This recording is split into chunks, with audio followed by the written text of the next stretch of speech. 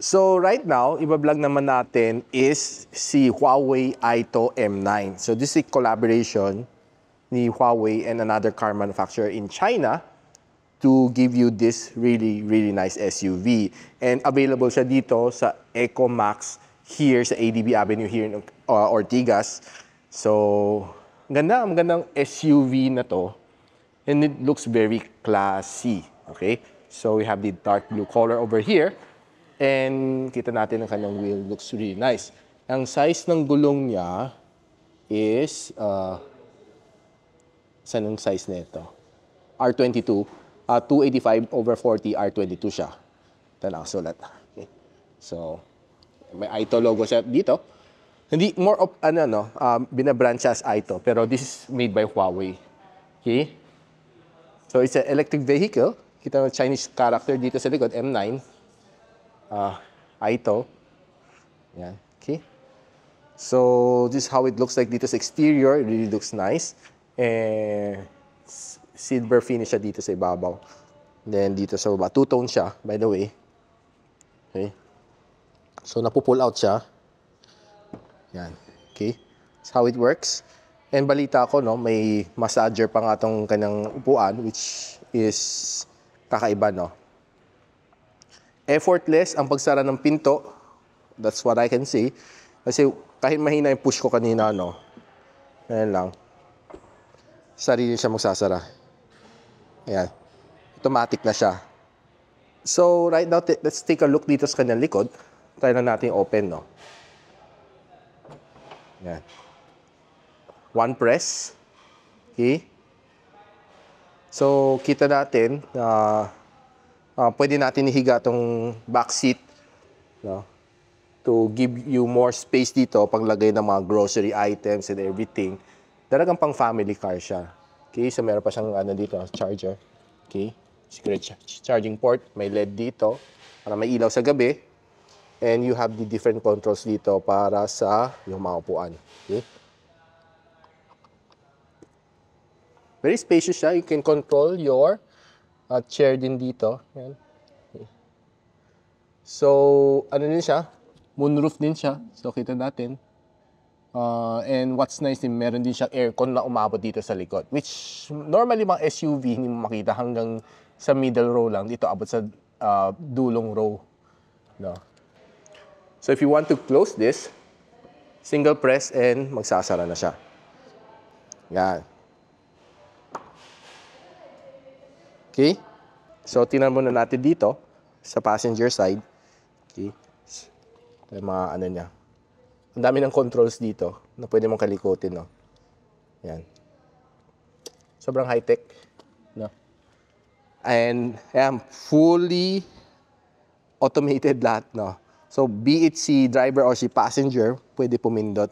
So, I'm pretty sure this is a CarPlay or siguro si Apple AirPlay, pwede rin dito. Kompleto lahat, no? Ang linis ng tingnan pag naka-dark theme, no? So, you have your Huawei sound dito. Nung na-try na natin yung speaker ni Huawei, ang lakas ng sound. Hopefully, ito rin, malakas din. So, here are some of the basic controls. Okay. Medyo, siya, wood finish. Okay. Yeah. So, this is what you can see on the passenger side. Dito naman, sa gitna. Okay. So, pwede mo i-recline, no? Actually, pwede kang matulog dito. And one good thing daw, may massage system siya, which I think isa sa mga controls dito. May okay. So, meron siyang cooling and heating features and massage features dito sa kotse na ito, sa upuan na ito, which is one of its kind, no? And dito, pwede mo rin control mga aircon and other pwede yung control dito ng passenger, which is kakaiba lang talaga. So, tingnan natin ang driver side. So, ang steering wheel niya. Medyo maliit ang steering wheel niya. And you can see lahat dito sa dashboard niya. Kompleto naman siya, no? And, yan. Kaya mo i-scan ng Aito app, no? Naka-guest mode siya. So, dito, patungan ng susi, I believe, papatong mo dito. And, here are the other controls. Push mo lang to, panglagay ng at least 2 cup of coffee. And this one is paglagay mo ng documents. Okay. Doon, wala akong nakita dito, no? Nalagayan. So, i-run lang natin, test natin. There's one thing na hindi mo makita sa ibang kotse, no?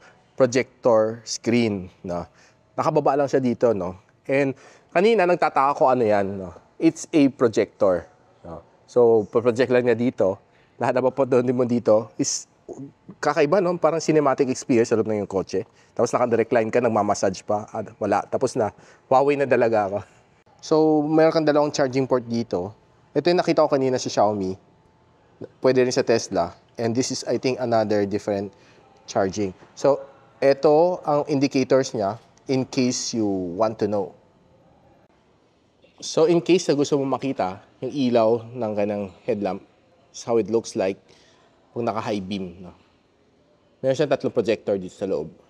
So, there's 1, 2, and 3. Okay? So, this is yung kanyang DRL. So, one thing na hindi nyo alam dito is pagpasok mo, naka-on yung kotse. Pero sobrang tahimik niya na hindi ko napapansin. No? Naka-standby mode na pala.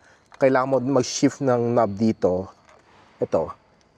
Kailangan mo mag-shift ng knob dito to be able to move forward and backward. Now, taking a quick look naman dito sa kanya. This is yung kanyang sa ilaw, no? Then, ito yung controls, siguro probably sa music. Ito ang control sa kanyang AI, voice command.